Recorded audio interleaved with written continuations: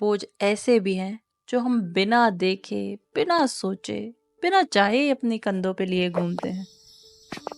कुछ ट्रॉमास और कॉम्प्लेक्सेस हमें दाखिल तो होते हैं, फिर वो हम में ही घर कर जाते हैं। किसी के लिए छोटी सी नफरत या तनकीद बस एक लफ्ज होती है, मगर किसी के लिए दिल का गहरा जख्म होती है। अगर एक बच्चा बार बार अपनी फीलिंग्स एक्सप्रेस करे और कोई सुने ही ना, ऐसा शख्स आपको अक्सर ही ओवर अपोलोजाइजिंग, ओवर एक्सप्लेनिंग नजर आएगा। फिर अपने अंदर के बच्चे को ये बताएं जिसने ये ख्वाब पैदा किया है कि तुम जितने भी हो काफ़ी हो।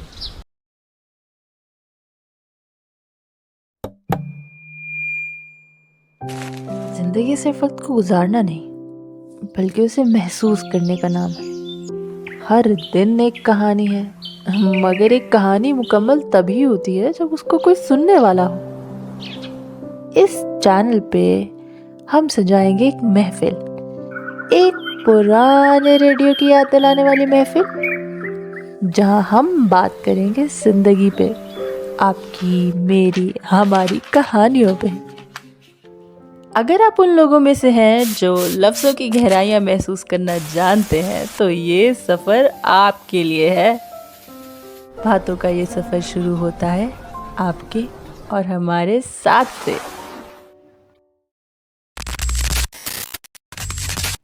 कभी ऐसा भी किया है कि हम अपनी ज़िंदगी का बोझ उठाते उठाते ही थक गए हैं। हम समझते हैं कि शायद ये सिर्फ दिन भर का काम, रिस्पॉन्सिबिलिटीज़ और ज़िंदगी की दौड़ है जो हमें थका देती है। मगर कुछ बोझ ऐसे भी हैं जो हम बिना देखे, बिना सोचे, बिना चाहे अपने कंधों पे लिए घूमते हैं। कुछ ट्रॉमास और कॉम्प्लेक्सेस हमें दाखिल तो होते हैं, फिर वो हम में ही घर कर जाते हैं। वक्त तो बहरहाल गुजर ही जाता है, मगर हमारी शख्सियत का ये ट्रॉमास हिस्सा बन जाते हैं। एक सी हालत, एक सी मुश्किल, मगर हर शख्स का रद्द अमल अलग। क्यों? इसलिए कि हर शख्स का ट्रॉमा अलग। किसी के लिए छोटी सी नफरत या तनकीद बस एक लफ्ज होती है, मगर किसी के लिए दिल का गहरा जख्म होती है। किसी के लिए फेलियर सिर्फ एक सीखने का नया मौका होता है, लेकिन किसी के लिए जिंदगी भर का रोग भी होता है। आखिर क्यों? तो आज इसी क्यों को समझने के लिए कुछ छोटी सी कोशिश करते हैं। तो फिर समझते हैं ऐसे चंद ट्रॉमास को जो अनचाहा हमारी जिंदगी का हिस्सा बन के हमारी शख्सियत बन चुके हैं। Childhood emotional neglect, CEN। अगर एक बच्चा बार बार अपनी फीलिंग्स एक्सप्रेस करे और कोई सुने ही ना, या कुछ भी महसूस करे, उसे ये कहा जाए कि छोटी छोटी बातें मत सोचो, या फिर तुम बहुत सेंसिटिव हो, तो क्या होता है? उस बच्चे के दिमाग पे क्या असर पड़ता है? वो इससे क्या सीखता है? वो सीखता है कि उसके इमोशंस की कोई वक़्त नहीं, उसकी फीलिंग्स की कोई अहमियत नहीं। उस ज़िंदगी भर फिर अपने जज्बात दबाता है, जिससे उसके अंदर एक खालीपन पैदा हो जाता है। फिर या तो वो किसी से इमोशनल अटैचमेंट से डरता है, या हर जगह अपनी एक्सेप्टेंस ढूंढता है। ऐसा शख्स आपको अक्सर ही ओवर अपोलोजाइजिंग, ओवर एक्सप्लेनिंग नज़र आएगा, क्योंकि वो सेल्फ डाउट्स का शिकार होता है। ये महसूस करता है कि मैं काफ़ी नहीं। क्या आप भी ऐसा महसूस करते हैं? तो ये सिर्फ आपकी सोच नहीं है, ये एक ट्रॉमा का नतीजा है। Imposter syndrome. मैं कभी नहीं, बस किस्मत अच्छी थी यार। आपने कभी किसी से ये कहते सुना है कि मुझे समझ नहीं आता मैं यहाँ तक कैसे पहुँच गया, शायद बस किस्मत अच्छी थी? या आपने खुद महसूस किया है कि जो भी कामयाबी मिली वो सिर्फ दूसरों की मदद या लक की वजह से? यही इम्पोस्टर सिंड्रोम है। ये एक ऐसी सोच है जो आपको ये महसूस करवाती है कि आप जितनी भी मेहनत करें, आप असल में उस मुकाम के लायक नहीं हैं। तो ऐसी सोच इंसान में कब पैदा होती है? ऐसी सोच तब पैदा होती है जब बचपन से ही दूसरों से कंपैरिजन किया गया हो, जब हर काम में परफेक्शन डिमांड की गई हो, جب فیلئر کو شکست سمجھایا گیا ہو نہ کہ lesson. Rejection sensitivity ڈسفوریا RSD.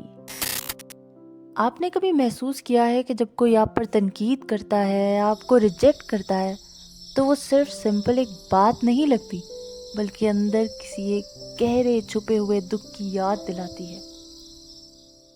RSD کا مطلب ہے ریجیکشن یا کرٹیسزم کو صرف ایک تجربہ نہ سمجھا جائے بلکہ اپنی سیلف اسٹیم کے ساتھ جوڑ لیا جائے. ایسا انسان چھوٹی سی تنقید کو بھی دل پہ لے لیتا ہے اور اپنی سیلف اسٹیم کھو دیتا ہے کیونکہ ہر وقت دوسروں کو خوش رکھنے کی کوشش کرتا ہے تاکہ کسی تنقید کا سامنا نہ ہو. اب ایسا کیوں ہوتا ہے؟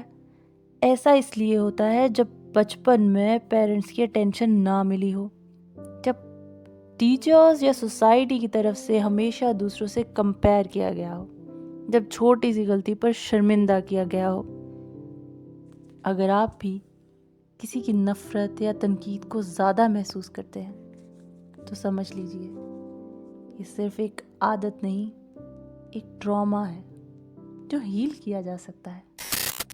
اگر آپ نے اس میں سے کسی ایک ٹراما سے بھی خود کو ریلیٹ کیا ہے تو آپ کا یہ ہیلنگ کی جانب پہلا قدم ہو گیا ہے، کیونکہ ہیلنگ کا سفر سیلف اویئرنیس اور ایکسیپٹنس سے ہو کر ہی گزرتا ہے. سب سے ضروری یہ سمجھنا ہے کہ آپ نے جو بھی محسوس کیا ہے وہ بلا وجہ نہیں ہے، اور اس کے بعد خود کو یہ سمجھانا ہے کہ ہاں یہ میری زندگی کا حصہ ہے مگر یہ میری زندگی کا فیصلہ نہیں کرے گا.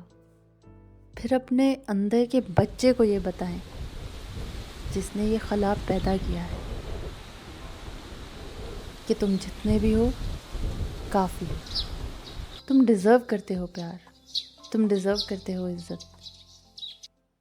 اور اگر کوئی صدمہ بہت گہرا ہے جس سے آپ آشنا بھی ہیں تو پھر تھیراپی اور کاؤنسلنگ ایک پاورفل طریقہ ہو سکتا ہے.